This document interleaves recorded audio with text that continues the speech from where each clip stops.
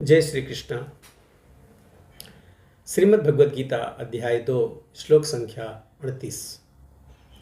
चलिए शुरू करते हैं, पढ़ते हैं। सुख दुखे समे कृत्वा लाभालाभौ जया जयौ ततो युद्धाय युज्यस्व नैवं पापं वाप्स्यसि।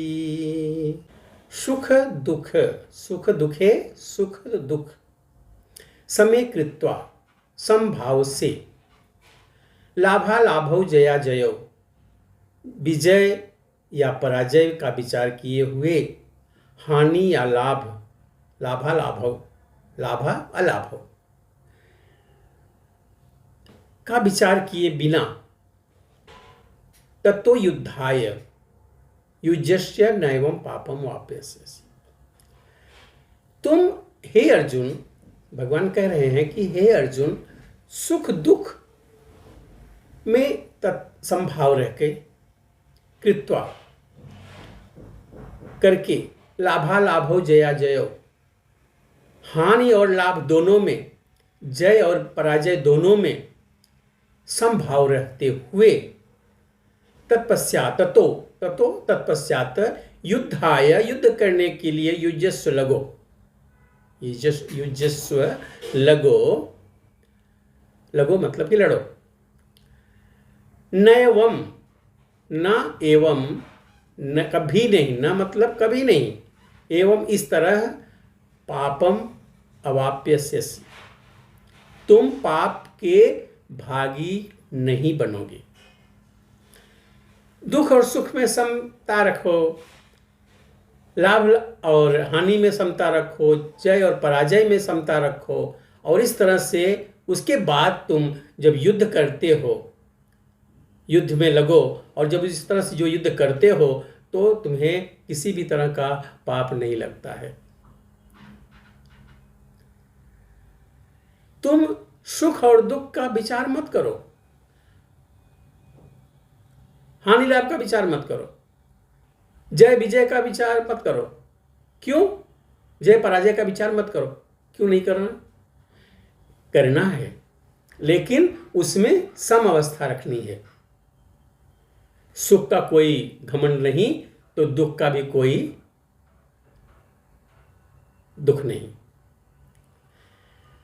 जब दोनों परिस्थितियों में सम रहोगे और उस समय जब युद्ध कर रहे हो आप, तो आप पाप के भागी नहीं है, मतलब आपको कोई पाप नहीं लगेगा।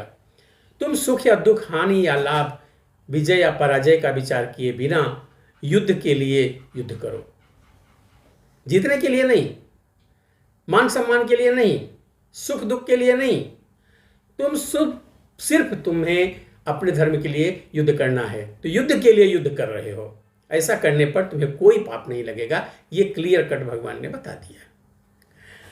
अब भगवान कृष्ण प्रत्यक्ष रूप से कहते हैं कि अर्जुन को युद्ध के लिए युद्ध करना चाहिए, क्योंकि यह उनकी इच्छा है। कृष्ण भावनामृत के कार्यों में सुख या दुख, हानि या लाभ, जय या पराजय को कोई महत्व नहीं दिया जाता। दिव्य चेतना तो यही होगी कि हर कार्य कृष्ण के निमित्त किया जाए। अतः भौतिक कार्यों का कोई बंधन या फल नहीं होता। जो कोई सतोगुण या रजोगुण के अधीन होकर अपनी इंद्रिय तृप्ति के लिए कर्म करता है, उसे अच्छे या बुरे फल प्राप्त होते हैं।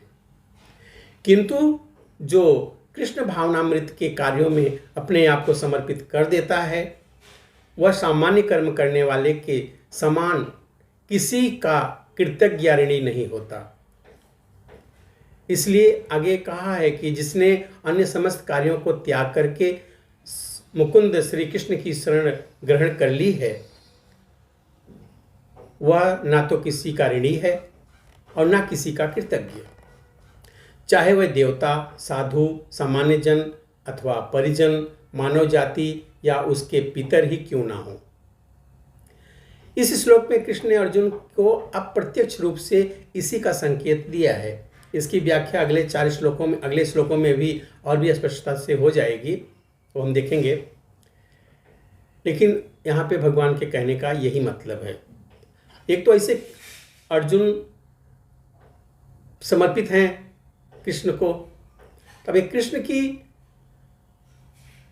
तरफ से अर्जुन के लिए है कि अब जब कृष्ण को पूरा समर्पित हैं, गुरु मान लिया है, समर्पण हो गया है, तब ये काम तो कृष्ण को करना पड़ेगा। इसीलिए इतनी सारी बातें कृष्ण उनको समझा रहे हैं। मुझे लगता है समझ में आया होगा। मिलते हैं अगले वीडियो में, तब तक के लिए जय श्री कृष्ण।